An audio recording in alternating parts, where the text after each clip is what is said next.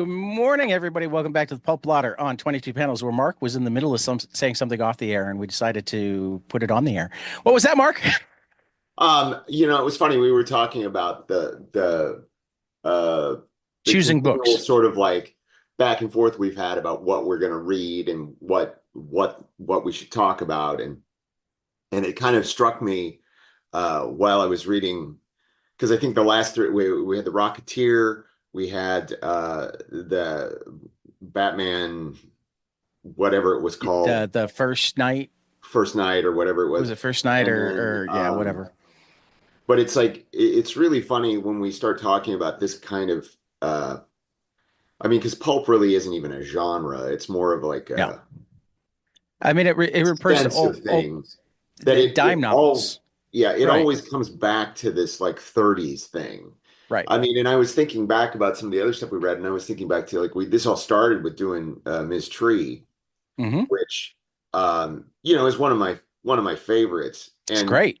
part of what I love about it is that it takes all of these pulp things, this pulp sort of feel and crime fiction feel, and it took like a very archaic sort of mindset and put it into what is already another archaic mindset, which is Right. the 80s milieu. Right. And Right. that that actually makes me excited. I mean, like when we talk about movies and things, like you know, like if you talk about French Connection or 8 Million Ways to Die or um, To Live and Die in LA, they're all very, 8 Million Ways to Die is a good comic too. yeah. But they're all very, very kind of pulp fiction-y kind of things taken into a different position. And part of part of what I was thinking about when I was reading, because what we're reading, Pulp by it's Ed Brubaker Ed and Brubaker and Sean Phillips. Sean Phillips, which is a lovely book, but it was really interesting to me because as I was reading it, I was like, look, it's another 1930s thing. And I'm like, all right, all right. I mean, and it's good. I mean, like, don't get me wrong about that, but Yeah. it was like and it's funny because we've been I mean, to be talking fair, there was some 1890s things too. true. And honestly, part of me kind of wanted more of it to be in the 1890s. I I wanted think more of Phillips it did to, too. I Uh, thought that an allegorical kind of thing. I mean, yeah. because like, it deals with these questions of nationalism and all of these things, and I mean, without getting mired in current events, you know, one of the things is that by talking about things in an allegorical manner, we can see how this is a cycle that happens in this Yeah. country over and over and over again. And it's not new. It's not even unique, right? But and I feel like I'm just rattling on now, but that we were talking, and right before we started, we were talking about like what to do in the future, and that you very kindly sent me a list of a whole bunch of stuff, and I put in a few things, and It's a it, living list. I yeah, think I and added 10 more while I was waiting for you. and one of the things that that really sparked with me looking at that list, and it's part of my own sort of when you would ask me like, well, what do we want to do next? This sort of dunderheaded part of myself that's like, well, this sort of thing and this sort of thing, but like that it does encompass things like war books or sci-fi or that pulp is not a Adventure, genre. action. It's Yeah. a stylistic sort of thing, at least Hmm. in my mind. And which is way off topic, but as you tell me, that's the whole point. No, this is book Um, club. We're yeah, fine. but I think that we were talking about another series that we were thinking about starting up.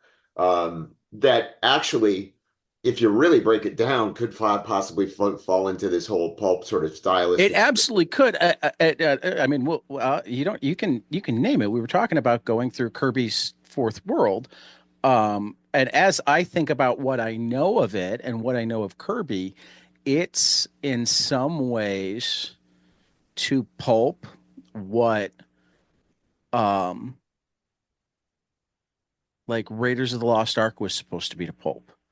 Let's do this thing, only let's do it really, really well and possibly with a higher meaning Well, yeah, and in Kirby's head. in Kirby's Whether or head, not yeah, it succeeds is a whole different thing. But yeah, that no, was his that's and what he set out to do was obviously, take this pulp that he knew and could do and make it bigger and more meaningful. mhm. Well, yeah, I mean, and you know, that is, I mean, and not to make this about Kirby, but I mean, that is thinking about Pulp, the book we're talking about today, um, that when you have Kirby, Kirby takes these flights of fancy or fantasy, that Both. make things bigger and grander, and the emotions play out in a much larger way. Um, Sometimes uh, making them somewhat hard to figure out, sometimes sacrificing story logic or through line for it, but it actually is. And I this is sort of like, this is going to sound like hypercritical, but it isn't. But like when I think about reading Pulp, it felt like it was getting smaller and smaller and smaller, and I was like, I wish there was more of a, and it's, I haven't run a ton of Air Brubaker, which is a terrible sin of mine, but I I always sort mean, of feel this is that. the right book club for us to do more. I Um, assumed that you'd read it all and therefore hadn't suggested I mean, anything. I've read, don't get me wrong, I've read some of his stuff, but I mean, like it's uh the last several years of my life have been obsessed with silver and golden age comic stuff. So that's sort of but as it sort of emotionally regressed into itself, I found myself going like, wow, man, I just wish something epic would happen, because I don't really feel like anything epic happens in this book. No, Um, and this is that's, not one of his yeah, here, look at the epic thing books. yeah, no, and I mean, obviously, not every book has to be that, but um, and I think that um, that's sort of a reaction to a lot of the stuff we have read recently, where I felt like, all right, we're in the 1930s. We're okay. It's this. It's this. It's this. And let's talk about nationalism. Let's talk about, and it's like all of that stuff is sort of tied into, because like the last three books we did were, and I may be missing one here, but we did Batman the First Night, which Right. set in the 30s, Right. deals with the rise of nationalism. You had the Rocketeer, which obviously set in the 30s, a much more poppy sort of thing, Right. also deals with those subjects. And then we do Pulp, which set in the 1930s, ties directly into the world of pulp fiction, which is an amazing place to talk about just the mechanics of how that medium worked, um, but deals with the rise of nationalism and but yet again and again, this may be my uh,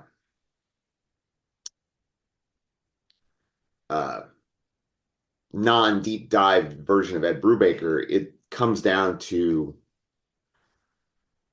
being a revenge story, you know, and See, we could yeah, we'll talk about that more because okay. I want to stay on this point for a second. But But and we were talking about this before we started, was or maybe I've lost the plot of when we started recording, but no, no, that's like okay. we started this this book club, with Miss Tree, which, was this very, very Pulp Fiction kind of tonal 80s book that was set in the 80s. And, that's sort of like it gave you a whole lot of other social things that it could talk about that, it seems like I don't want to say like um the it feels to me like everything that's set in the 30s is going to be about that, and rightly so with where we're at right now in the world. Like, Right. let's not talk about let's not discount that, but it is sort of like sometimes I'm like, okay, all right, German American Bond. I know where we're at, and I don't know. That was the end of my rant. What do you have to say to So, that? before we get into the book, because I want to get into the book, uh, I'm gonna quickly share, and I'll make certain that I put it in show notes that hopefully I'll get to sooner rather than later. Um, I'm not 100% up to date on show notes at the moment, um, but there's a panel from uh, Nate Powell's "Lies My Teacher Told Me" that he actually originally put up on the nib. He took a section of "Lies My Teacher Told Me" and put it up on the nib as they were doing all the book banning stuff. Mhm. Um, that has really become my guiding light in terms of almost everything that I do with comics. There's my share button. Um, because he says comics have a built-in weakness. Creators and readers perpetually fight for the basic legitimacy of anything in comics form. Against both decades old stereotypes, dismissals, and today's attacks on their unique strengths to make other perspectives real and accessible. Comics are the most democratic medium of story or mass storytelling medium. Um, and I think that is both. I mean, the way I'm bringing this back to this conversation is with Kirby, with the fourth world. He was trying to take this dismissed medium and show that you shouldn't dismiss it. Um, with Brubaker and Phillips, they take multiple dismissed mediums because they tend towards very pulp fiction. Mhm. Um, and they do it in comics form. Yeah. Um, and they bring relevance to it, and then to like come full circle to talk about pulp. I see the revenge story aspect, and maybe it's because, and I unfortunately I couldn't find my hardcover, and the digital version doesn't have his introduction. Mhm. Um, there are two things that I remember from the introduction on this book that like always rattle around. It was either the introduction or the afterword, but it's not in the digital version. First is he'd actually had like his first kind of brush with death. And the second was uh they'd done whatever he felt like doing forever, that like when he was actually kind of having trouble figuring out what to write, um he asked Sean, so what do you want to draw? And Sean said, well, I've always wanted to draw a Western. And he's like, well, this is what you get when you come to Ed Brubaker for a Western. Oh, sure. No, no. um, but Like, but where I'm going overall with that is that to me, the story wound up doing a lot of things surprisingly well for the number of things that it does at once. It examines facing your mortality, but also showing how it can be different through the years. When he faced his mortality that first time as a bandit with no responsibilities and whatnot, well, he didn't think about it much at all. And he was kind of surprised when he woke up and was alive. And then the second time he faced his mortality was the flu, and that sucked. But what sucked more is he lost his wife and daughter. mhm. And now, as an old man, he's facing mortality, but he's also built another life and people who are meaningful. And what he faces in facing mortality now is, um, what am I going to leave them? What, when I'm gone, what will be left to have my presence be worth it to them? Because for whatever reason, he can't accept that his presence alone is enough. Um, so for the former Pinkerton guy, yeah, it's about revenge, but he's Sure. not the main character. For I'm Well, so but bad at don't you? I remembering mean, like, names. um, uh, yeah, don't like, yeah, the main character's name is escaping me right now too. Right. I'll Um, find it. but that's also like in a very real way. I mean, like, okay, there's the whole Western aspect, and like before we started, I said I kind of wished it'd been more of the Western aspect. And I did too. Um, and it's it's interesting that you say that he has these people now that he cares about, and he does, but it's in this very it's funny that we can't remember the name because it struck me as a Clint Eastwood man with no name sort of thing. Like, I'm like well into the book and it hasn't been said yet. yeah. Um, so, but I mean, it's a distance sort of thing, you know? Yeah. He cares about these people, they mean something to him, but it's not like he has close relationships, Right. right? Yeah. Um, No, he's still haunted by his past. absolutely. I mean, and that's a pure Pulp Fiction trope, you know. Yeah. Uh, my I think my favorite panel in the whole book was when they were escaping after their first in 1896. Did They're they actually escaping, say anything more than, or Maxwell Williams, Max, Max. um, where he talks about escaping with his friend and his brother Mhm. gets shot in the spine.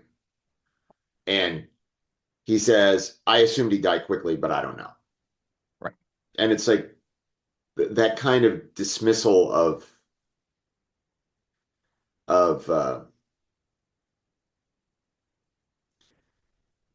death is interesting. Um, and you're absolutely right. I mean, it could have been the three deaths of Max. That could have been the title Yeah. of it. But the I mean, if we want to do that, we should do Day Tripper.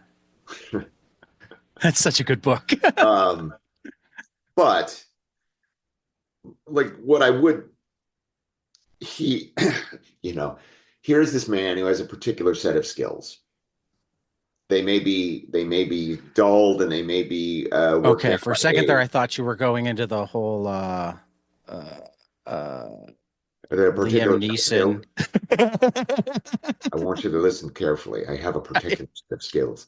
Um, um, but after the Pinkerton guy, who he is the person like it is a Pulp Fiction trope, it is a Western trope, it is every it's like Yeah, a man with no particular emotional connections, or I shouldn't say emotional, personal connections, because clearly he cares about the woman who lives in the building, or the girl who lives in the building who is beat up by the bun guy, and right. uh like he has feelings and he has concerns and cares, but he doesn't really have a relationship with her. No. She's just somebody who lives in the building. Well, and for that matter, even as a law enforcement guy, he's clear that no, I was doing a job. I was getting paid to Yeah, chase after you. It really yeah, didn't matter to me if you'd broken laws or not. They said go get that guy, and I right, went to try to get that guy. right. And You then know. in it's not exactly like this, but I mean, it is sort of like that trope of the bad man versus worse man, right? Yeah. It is this man who um, it's it's it's Snake Plissken, where they get him to do a job, and then in order to make sure he does it, they have to put a bomb in him so that he had, you sort of, and then at some point it becomes personal, right? And I think that when I say it's a revenge story, is that's what it is that his connection with this Pinkerton uh enlivens something that brings him about to where he's willing to just lay down his life in order to get some modicum of revenge. And he does, and that's, you know, spoilers, that's the end of the book, Right. and uh Yeah, it does. I See, have I to be always honest. forget it in my head, and I think only because I like it better as an ending there. In my head, it actually always ends with him in the hammock, but that's his dream. Right. And then he finds out that Jeremiah has died and goes all unforgiven on the Bund. Sure. Yeah. But yeah, in my head, this is where it ends. Sure. Yeah. I mean, it's fun. It strikes me as sort of that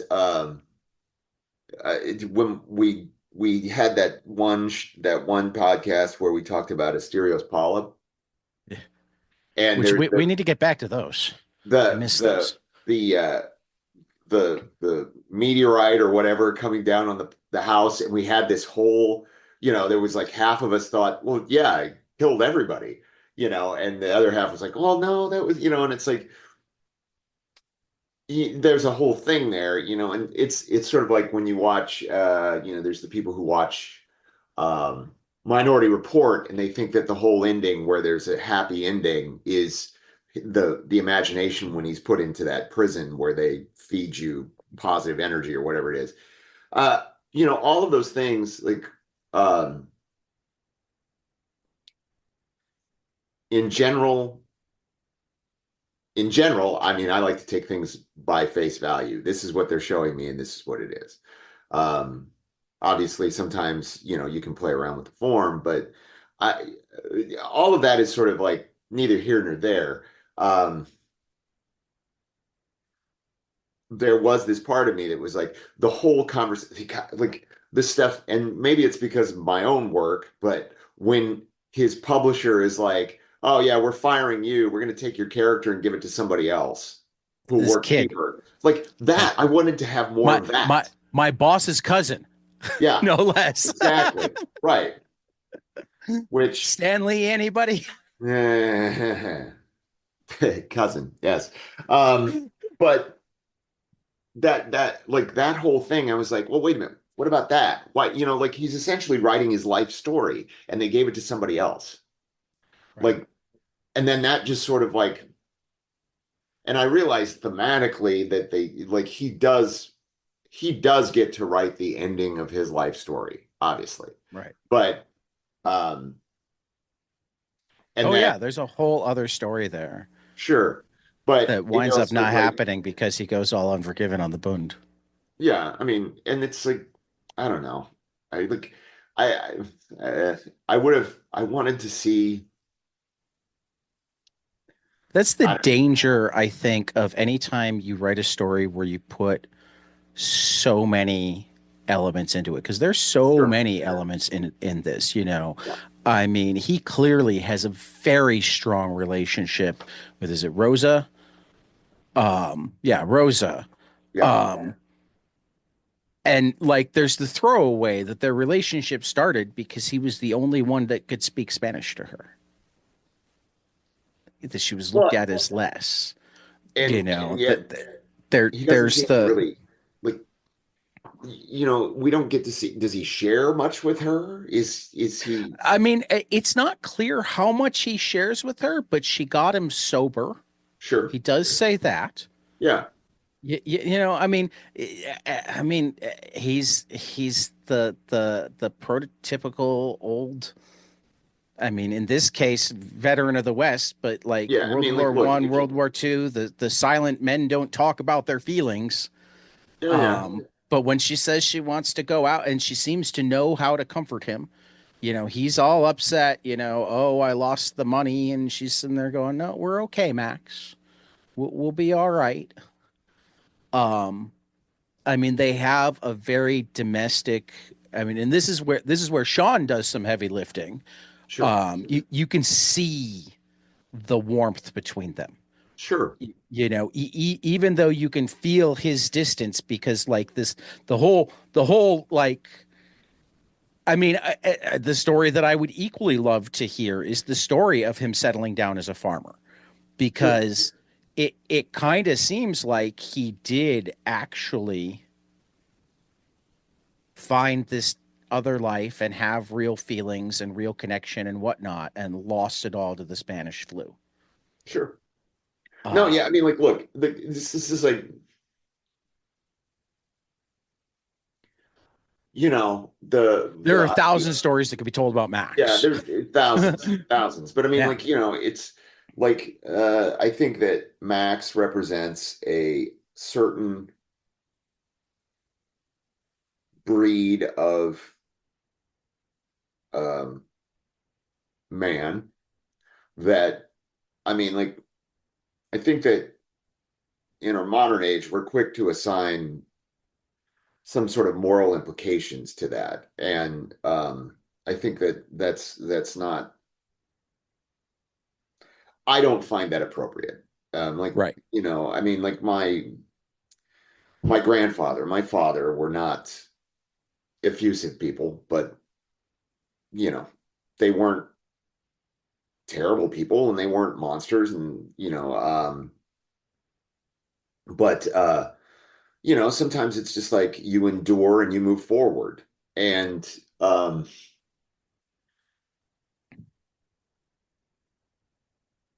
part of that might be that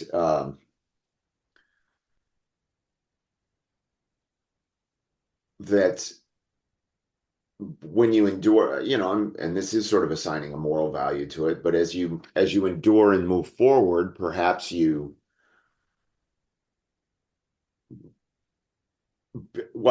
probably do build up a callus to Yeah. things around Build you. up a and callus and it's and and we get Rosa and we get these people in the building, and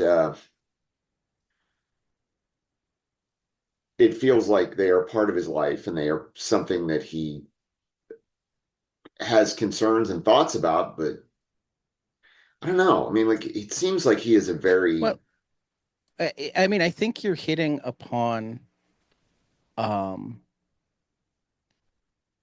a grander paradox.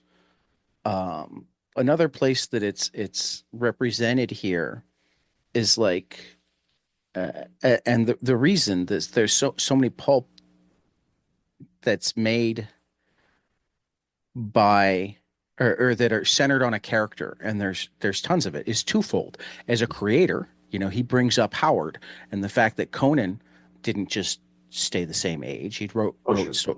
older Conans, in his argument with the editor to try to make a story that he wants to make. Um, so from a creative standpoint, um, when you have a great character, it's great to be able to explore different eras and times of what made them and what they became, etc. But also from a publishing management capitalist standpoint, it's great to have a great character because you can decide that the 17-year-old to do it for a penny a word rather than 2 cents a word is fine because it's the character that sells the book. Um, I think so much of the world, I don't want to say can be reduced to because it's not that it can be reduced, but can be you can begin to open it up by looking at the way individual needs conflict with the needs and desires of those in power. And I don't even want to say societal needs because more times than not, individual needs versus societal needs you can reconcile easier. Um, but whether you're looking at the westerns with the robber barons or old medieval tales where, Robin Hood, there's a reason why the Robin Hood character is so universal. It's that guy that is standing up for the little guy, because there's always been a little guy, at least in most of the civilizations that we have storytelling about in Western civilization. Um, and I see that playing out over multiple levels here. Um, I mean, in some ways, it, like, because even when he goes to get revenge for Jeremiah, he could have done it and lived by waiting for the brother to come home and putting one in the back of his head. But he Mhm. went and found him where he was surrounded by everybody. And he took as many of them because in his mind, it wasn't the brother that had killed him. It was this whole movement, this whole, you know, um, I I I mean, like that may have been Brubaker's idea. That may have I don't been. know if it was or not, but that's, I mean, like I think that um, I think that sometimes like I think that when we talk about a character inside of a story as opposed to the storyteller, I think that there's a, a tendency to assign the meaning of the storyteller to the character because I I think don't that's think that sometimes that true. character thought about that at all. I think that that character knew he was dying. I mean, he's already had two heart attacks by that point, right? That he ain't got much time left. The thing that was giving him some meaning, which was writing those stories, has been taken away from him.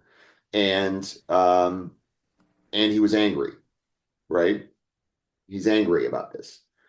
But in the same way, I mean, we talk about Unforgiven. I think that in a And very I guess he real, does sign everything over to Rosa, and in his head, that is, again, in his head, he still doesn't think that his company is enough for Rosa. So his signing everything over to Rosa would be I mean, wrapping that up. It wouldn't. I think he's Yeah, going no, there to die on his own terms, no. right? I'm agreeing with you as you put it out this way, because the thing that I was holding it back was much less what I thought Brubaker's intent was, but I so many times in my life have managed to survive because I look at the people that I'm not willing to leave.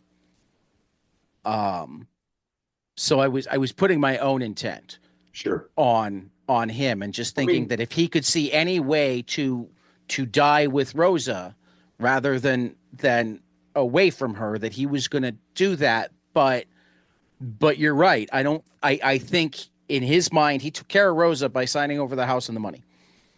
well, I mean, even when the Pinkerton character, who I can't remember his name either, but Jeremiah Goldman. yeah, even when he stops him when he's going to perform this bank robbery in broad daylight, like I think there is a part of him. Then when he's doing that, he's like, "Oh, I'm going to get shot down in the street." Yeah. And then I don't have it'll be better for everybody. I mean, in a Right. very real way, it's a wonderful life thing. I think that he's like I think people will be better off. My time is over. I mean, and I think that having a story that goes from one time period to another to another to another and implicitly making it clear that this man is writing his own story is that there is a change in time, right? And I think that when we talk about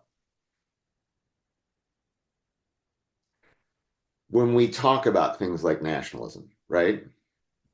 That much of that is based on the exact same feelings that he had when he started his crime career in the 1800s. Oh yeah. It is, I am being screwed by somebody and I want to stop it, or I want Yep. to make my life better. And Yep. I will, if I have to hurt somebody in doing that, it's it's okay because Well, I and need I to mean, make that's money. another thing that you see him grapple with at the end. He talks about how, he's remembered as this Western hero, blah, blah, blah. And in part, that's the way he writes the character, but they were just killers. Yeah, absolutely. I mean, and that's also, that's also why I come back to it being kind of a revenge tale, is that like that is sort of the end of it. And it's something that in the Brubaker that I've read, it seems to come up a lot, like we're just killers.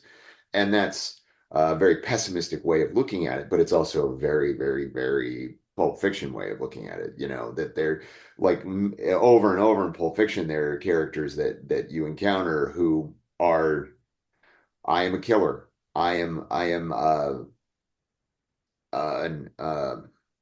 an Well, and animal, shall I we guess say. that's one of the reasons I love it when we get really, like, I think of, I've read all of the Parker novels, and technically they all stand alone.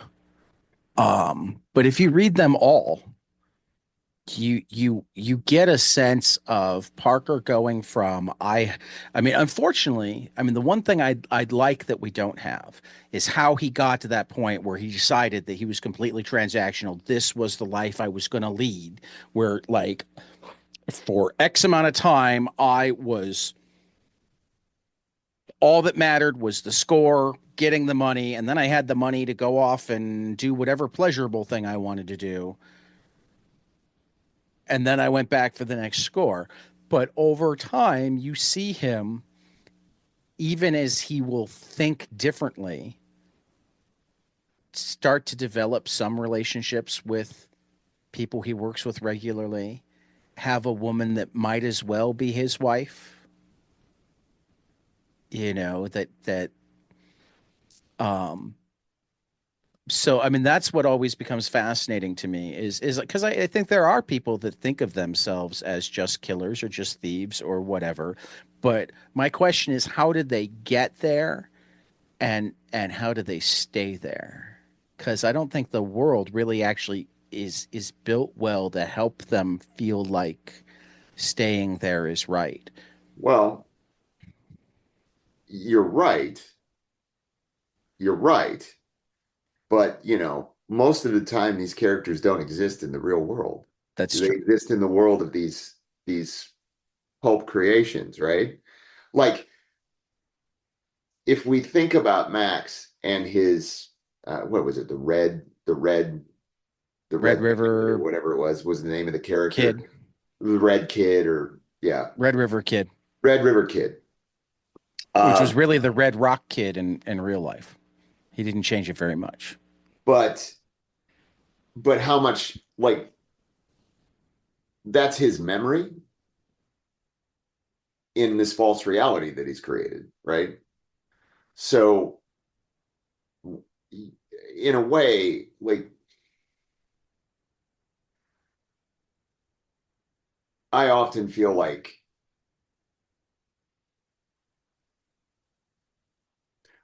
like people want to understand something, right? Right. I think that people want to understand something, and that if I understand what caused this, I'll understand it. And a lot of times, even if you do understand what caused it, you're not going to understand it, because I think that there is a certain, like every person goes through, and every writer, every creator goes through certain mindset, and they can either understand why people would do something, or they cannot understand why people would do something. And that is a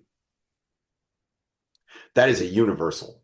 Like I just this morning I finished watching while I was doing laundry, I finished watching Selling Superman.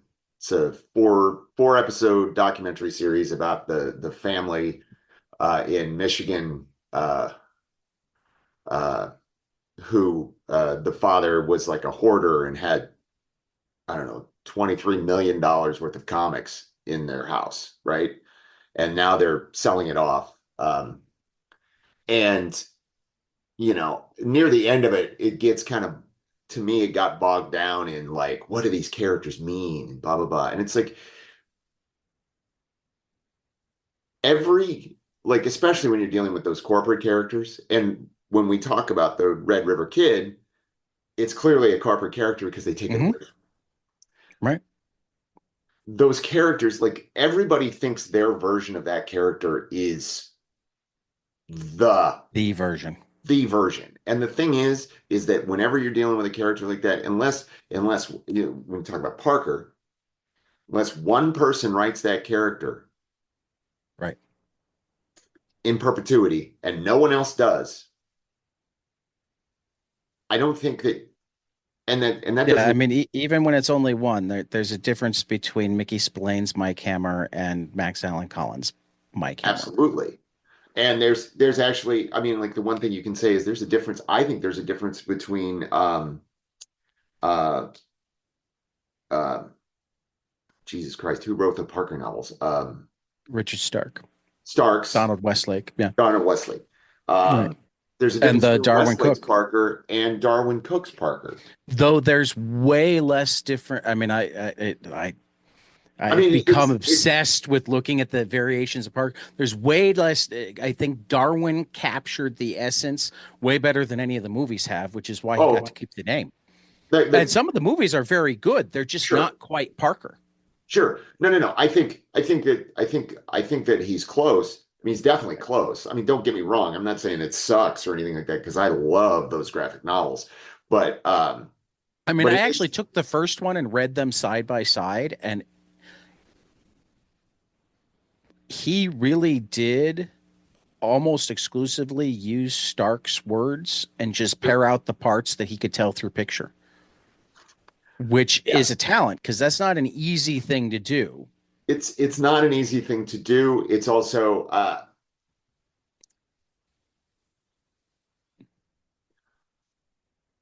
it it makes to me it makes those books an exercise in style, right? Yeah. Oh, Because absolutely. like I think through adaptation is when you start to see variations.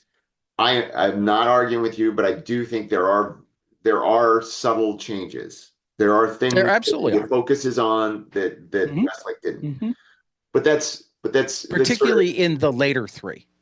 yeah. I think the But I first mean, one, it was almost exclusively well, I mean, I think an exercise in style.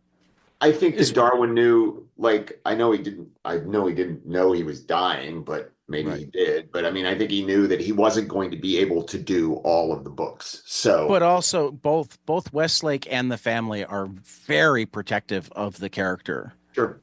I mean, As like I well said, they should be. Look, yeah. um, I mean, I forget which movie it is. There's one movie that the screenplay was good enough that they got to film the movie as Parker, and he pulled the plug on it being Parker at the last minute, and they had to go and redub everything yeah. with the new name. Um, but it's sort of like the point being is that anytime like I've kind of lost my train of thought, but the point I I'm was sorry. making is that anytime you have a fictional character like this that has some life beyond um, one person's vision, right? Right. There's going to be these, in my opinion, dumb arguments about Which the is the the proper. what is the proper version of that Right. character. I mean, Right. like you can have a version that you don't like, or you can have a version that you think is personally speaks to you, but like Which is where I try to keep my arguments. sure. I mean, like, look, the the explosive argument that continues and continues is like, uh, is Zack Snyder's version of Superman really Superman? And I'm like, yeah, it's a It's really argument. Superman. It's It's not a a Superman that I love.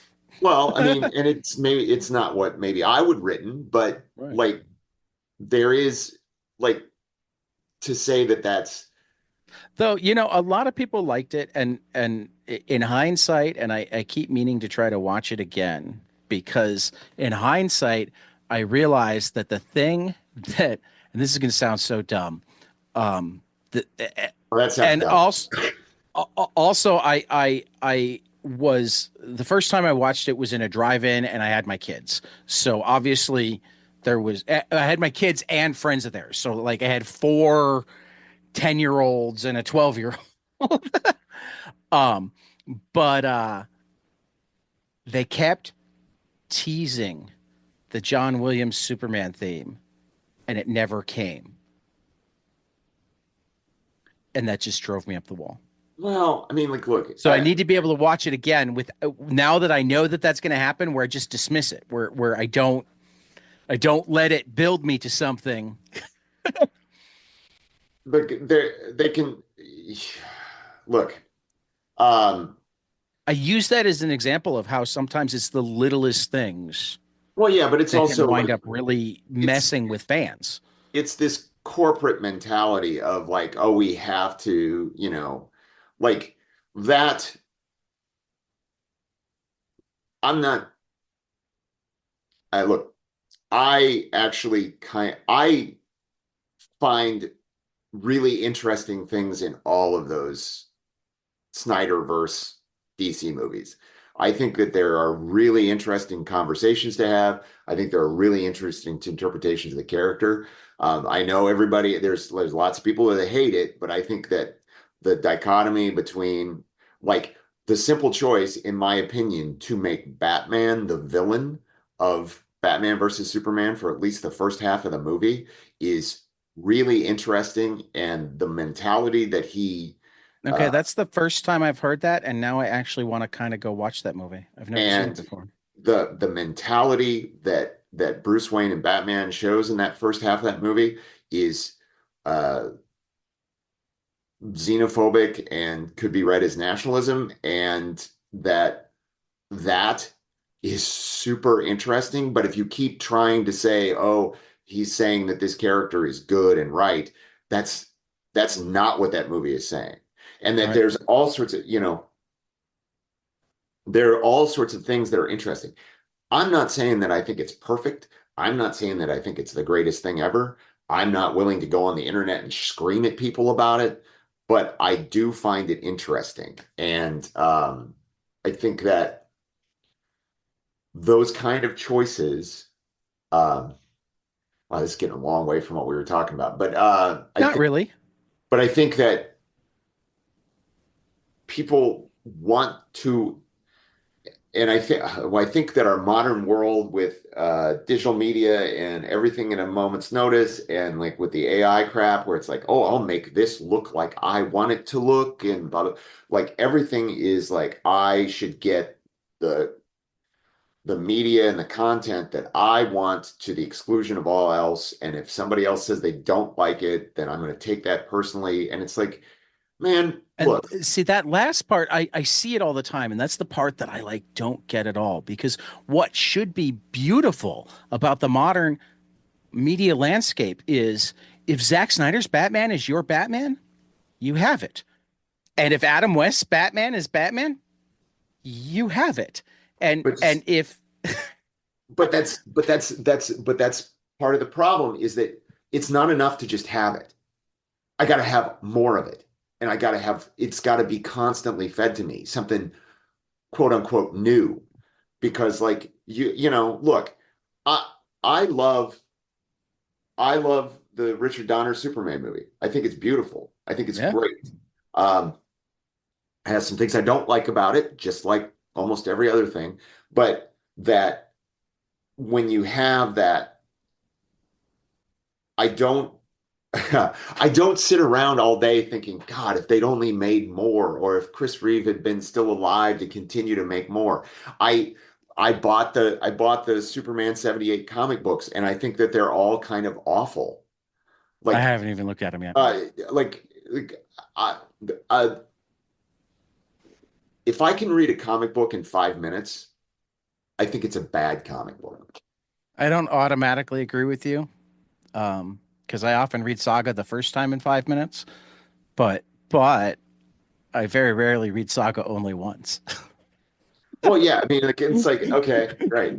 I mean, like okay, that It's drawing like looks first I need to great. get to the end, and then it's like, okay, now I get to go. I mean, like I think like there's this part of me that remembers when I was a kid, and it was like the 1970s, and I'm reading Brave and Bold, Bob Haney Brave and Bold, Haney verse Brave and Bold book that does not connect to anything else in the DC universe. It's just nuts, right? And I'm like, I love this, and he overwrites everything, and it takes me 25 minutes to read a 22-page comic book, and I love it. And I think that, but to what we're talking about, it's like, give me more, give me more, give me more. Don't give me anything different. Give me more of this that I love. And And that, yeah, but that I don't. That that is the corporate mentality of oh, definitely. get you to hit the feeder bar. Yeah. And it's like, Even though they get the most success when they do, I mean, almost every big hit, like truly big hit, the things that outperform expectations and therefore make the most profits are things that most people didn't believe in when they were being made. well, of course not. But I mean, like, nobody wants to make that, right? I know. Like and it happens with comics too, man. Like, how many Batman comic books do we need, right? I mean, like, look, I'm a big Batman fan. I love Batman. I am still getting I mean, I think the Detective and current answer Batman is every seven a damn month, month. and I have no idea what's going on in those books.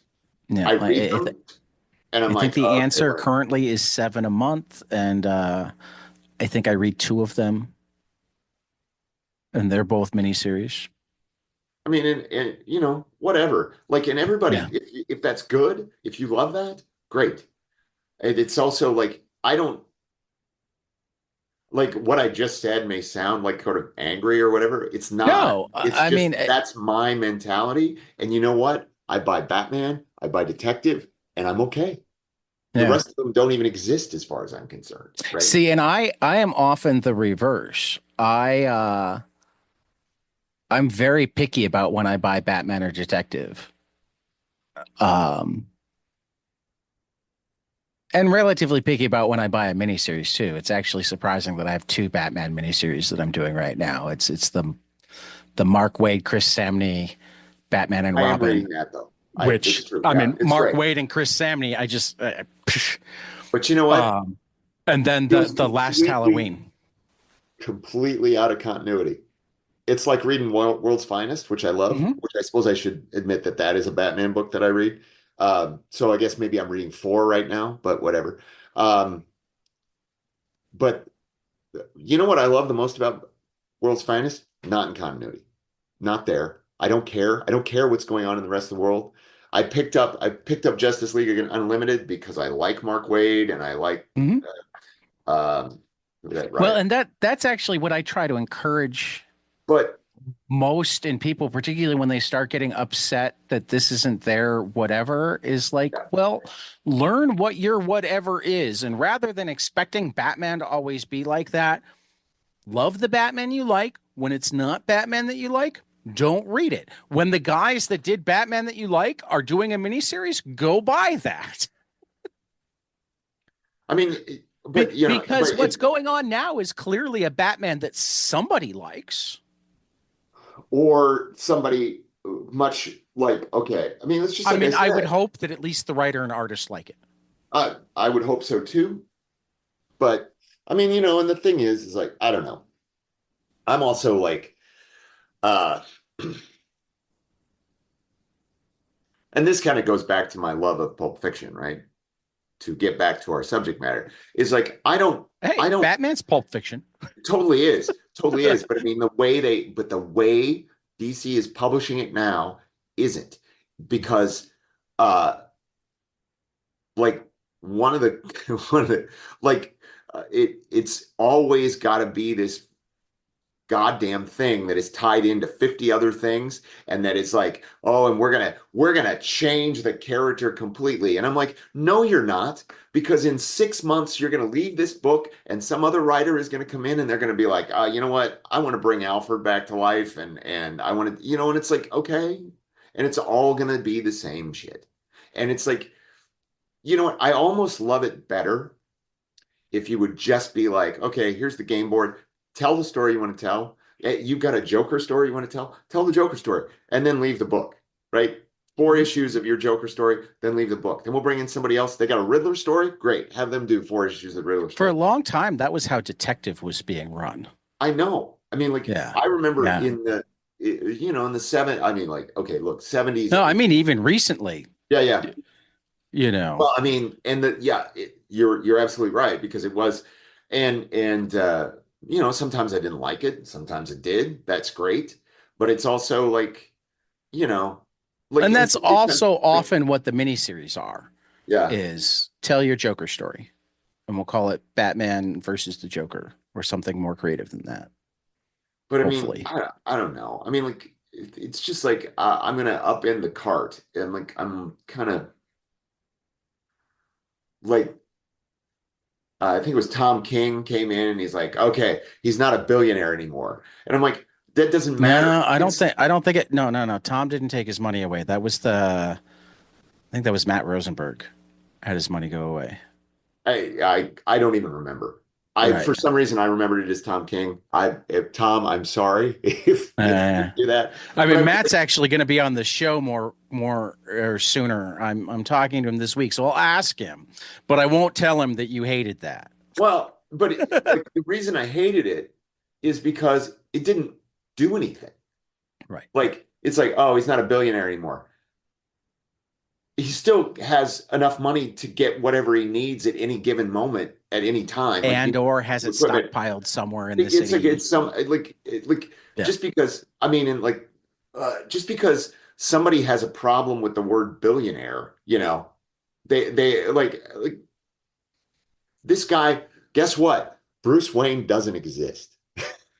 What? Doesn't exist. What? He's a paragon of fucking virtue that But lives in but a but but even if but even if you do a but deconstructionist version of where he had like but lots of but psychological problems, he's still a guy who is doing this that's I'm sorry, I'm getting off on a are little you going rant. to tell me It's Santa a Claus isn't fucking real too? word, you know? Are you going to tell me Santa Claus isn't real too? Yes, not but Krampus, totally real. So you're telling me that Gotham City and the North Pole don't exist? I'm sorry to make you aware of that. They don't. And nothing that anybody does in any of those books is going to stay any longer than until somebody else comes in and says they want to change it back. And I mean, I don't know. This is just my it's like maybe I'm a traditionalist. I like it's probably why I love the Bob Haney 70s Brave and Bold so much because he just doesn't give a shit. Like Well, and whatever this is why I he's got Superman phasing through a wall like he's Kitty Pryde Kitty in one Pride. book, and it's like, uh, what is that? And he's like never Well, explained. speaking of that and going back to Fourth World, I didn't know that all vehicles left a heat signature that Superman could follow. Well, That was new to me. well, it's just like like it's super ventriloquism. What the fuck is that? What does that It's mean? like How does your superpower? the Batman's utility belt is clearly interdimensional Of course. because there's no other way.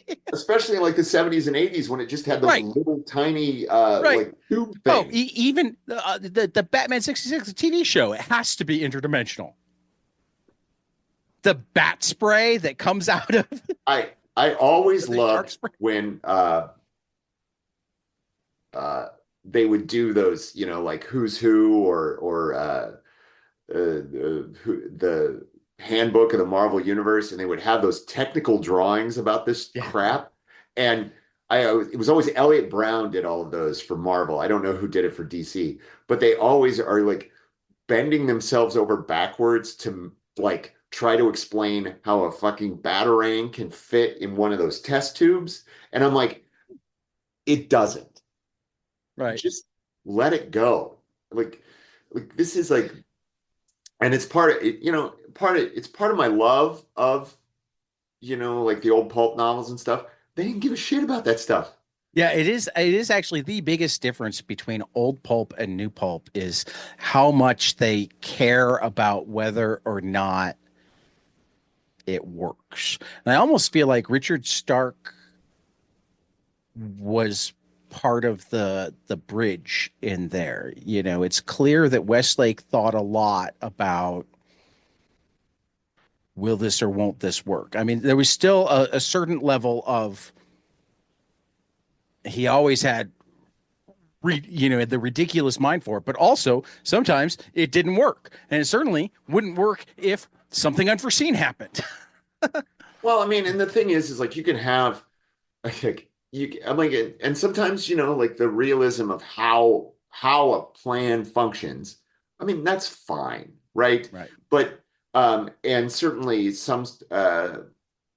there is a psychological realism that has come into uh, that really came into comics in like the 80s, right? Right.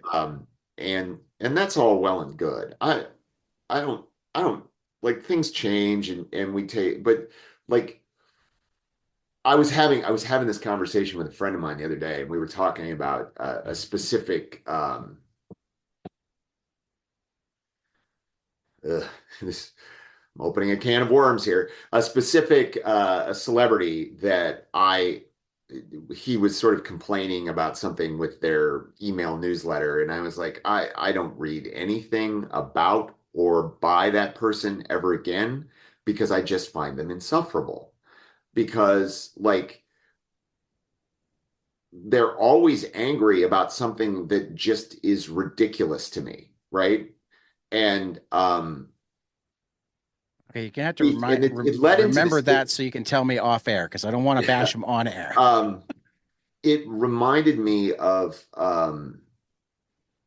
how sometimes I get really, really weirded out by what I see as the infantilization of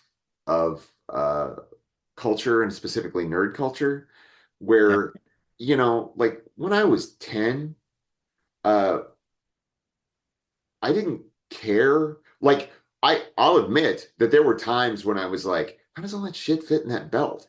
Right. Right? But I didn't care. Like Right. I didn't feel and that when I got the Who's Who book that had this technical drawing of how it was like, I kind of chuckled at it. And I was like, that I know that wouldn't work, but all right, I mean, frankly, you're, yeah, I agree. You're not supposed to care. You shouldn't care. And if you're ever going to tell a story about how it works, it better be a good fucking story, not like but yeah, ridiculous. I also think like how it's dumb to tell a story about how it works, See, Like I it's don't think there's any story that is the premise is inherently dumb. I think we've seen some great stories that come from premises that people go, "Oh my God, why would you you're wanna?" you're 100% right, but But it's you don't tell the story because, oh, we need to explain this. You tell right. the story because you have some sort of great idea about it in a conversation like this and go, oh, wait, I can make a story out of that. Okay, I'm jumping out of comics, but this is my litmus test for that. Um, Famously among my friends, I am the only one who hates Rogue One. And Okay. this is there was an amazing movie there that would have been about how did the Rebel Alliance get the plans for the Death Star, right? That's a great story. That is an interesting story. That is a story that could have inherent drama. And then somehow that story became about how it makes no sense that the Death Star has uh, a weak spot, and it had to have been something that was planned. And the I argument did that I make actually. is like that's making a Beverly Hills Cop prequel that is about how somebody at the auto plant decided that he wanted to make cars vulnerable to a banana in the tailpipe. That like Who, I don't hate Rogue One, but I did view that as the midichlorian moment of Rogue One. yeah. So in my mind, I just forget it until the next time I see it on screen Well, because it's like, and then, why? but then like the story starts to collapse under itself because it's like, so Jen Erso, right? She spends the whole first part of the movie, I don't care about your rebellion. I care about my father. I care about getting my father back. And then right in front of her, the Rebel Alliance murders her father, right? Because they don't understand that he built this weakness into this Death Star or whatever the whole thing was. And I'm like, by making her father that important, both to what was going on in the story and her, like then when two scenes later she's lecturing the leadership of the Rebel Alliance about what rebellion is, and I'm like, motherfucker, these people just murdered your father right in front of Yeah, you. no, no, no, totally get it. And But it's also kind of like pointing out that Indiana Jones is not necessary to Raiders of the Lost Ark. oh no, but that movie doesn't go through the whole movie No, going, that's true. That's true. I'm not really doing anything here. Right. He's making it's oh, here comes a Deadpool, it's maximum effort the whole way, and then it's like, Right. we could have just sent this back to like Hitler'd be dead. Right. I mean, like that's a giggle that you have at the end if you think about it. Right. And I love a giggle at the end if you think about it. Like that's Right. great, but Right. like anyway, like No, I no, I just think I agree with you on Rogue One. I've never liked it as much as most people do. I tend to I tend to be better at forgiving dumb shit like that, even when it's really dumb shit, if there's enough around it that I like, and I'll fully cop to that as a strength or weakness. It's one of the reasons why I like so much more than most people like. I mean, most people who have good taste in things, there's a really good chance that I like everything that they like, and that they don't like 70% of what I like. I mean, like, ultimately that, but it's sort of like one of those things where, I mean, and we're kind of completely off topic, but, No, we're uh, not. I think that people just get in their head about what they think is important because, like, look, I'm 53 years old. I was 5 years old when the first Star Wars came out, right? I I was there. And when I Mhm. like and I'm not trying to be a gatekeeper or anything like that, but I mean like when somebody tells me like, well, from when it came out, people were like, why was that weakness in the Death Star? And I'm like, not a No, we weren't. single one of us thought about that ever, you know? And for that matter, even when I got to the point when I started thinking about it, I'm like, yeah, typical corporate product. It's They didn't do the proper but say it's they were full of themselves and didn't do the proper safety checks, and they started production before. but even at that, it's a giant piece of complicated machinery the size of a moon, right? Right. In There's some going ways, to it's be shocking that there was only one weakness. Yeah, exactly. Exactly. It's like And if maybe they there had were a more if weaknesses. That was just the one that the rebels identified that was going to be easiest for them to exploit. that was the first thing they found after the 15 minutes they had those plans. Right. I mean like Um, that and that's all there is to it. I mean like I think that but it's funny because it is sort of like that is what this is another conversation I had with somebody we were talking about theater actually that um criticism is essential for good art. I truly believe that. I believe that um, uh, thoughtful and intelligent criticism of work, even if it's really bad, even if it's really negative criticism, is essential for art to become better, right? But Um, Criticism, no matter what, is all about one guy or one girl or one non-binary person looking at a piece of art and telling you what they thought of it. And their opinion is no more important than yours or mine or anybody's, right? That you can have whatever experience you want to have with that piece of work. But the other thing is that your opinion of it doesn't matter to anybody else. And actually, Right. a critic, the only thing that they have is they have a platform and they have hopefully some historical reference and historical knowledge and knowledge of the form that allows them to contextualize what they were thinking about it in a way that is useful to others, right? Right. And that goes into a whole nother conversation about the devaluing of expertise, but Oh God. uh, but that's I held back my current events thing that I was going to toss out there just for you because you said you didn't want to go there this episode. Exist. Um, gotta go. um, I agree with that almost 100%. The one caveat that I will put out there, particularly contemporary criticism of something that's new and out there right now, where the author is both alive and it's their current piece of work. Um, I think if you just don't like it, it's better not to talk about it than I it don't. is to tear it to pieces. If you like it or see things that you like in it and think that it could be better and can write a constructive piece of criticism, that's a different thing. But there are lots of things that are like, this is just dumb, blah, blah, blah. I don't think there's actually a use for that. I don't. I think I that don't that's think. generally critics making I think that. themselves the thing. I think that hit piece criticism is easy to write, Hmm. but I also think that it also has a value. Um, I think that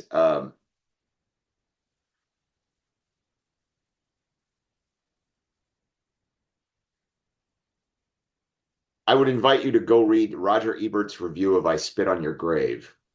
Okay. It is. I It I is. I was and And that's there are close plenty of to my people. There are plenty of people now who will defend that movie. right. And That's close to my one caveat to that. If you have a certain stature as a critic, which Ebert certainly does, and the part that I would say that writing about I Spit on My Grave is a toss up for him is, and the thing that you're writing about is a big enough deal that you not writing about it will speak volumes, then you have to write about it. I mean, like, look, it's. I mean, to put it in a comics context, I found myself. I mean, I've already sort of outed myself as somebody who thinks that Zack Snyder's work is not totally bereft of value, but Right. also like when I read Frank Miller's Holy Terror, there's a lot of stuff in there that was disturbing, right? And then I read some of his commentary about it, and I was like, I understand where this comes from, and certainly that the feelings that he had um, about what he had witnessed firsthand, um, I think that, and this is where it gets into my belief in the First Amendment and like my problems with book burning and things like that, is that like he took that rage and that anger and that hatred and he put it into a work of art. And I think there is something that you can say that is something that we can't take away from people, even if everybody wants to dismiss it, you Well, know, actually, I'm gonna and because maybe even rightly I literally just read the "I Spit on Your Grave" review. Um, and what I'm gonna say is this doesn't fall into the type of criticism that I was talking about. This doesn't feel like a hit piece to me. This feels like he It's also more of a criticism of the audience he was watching it yeah, with. but it's also a piece of journalism. In other Sure it words, is. somebody who's going to like this movie, and I'm going to use actually, and I'm not going to pull it up. Michael Wilmington gave a terrible, I think it was Michael Wilmington, gave a terrible review to Indiana Jones and the Kingdom of the Crystal Skull. Hmm. But in reading this terrible review, I went, I'm going to like this movie. And I did. I didn't like it as much as the other Indiana Jones movies, but I liked it way more than most people did. Right. But mostly because I read things like one dimensional villain, and I'm like, what Indiana Jones villain isn't one dimensional? Right. You know, he should have stuck to arc,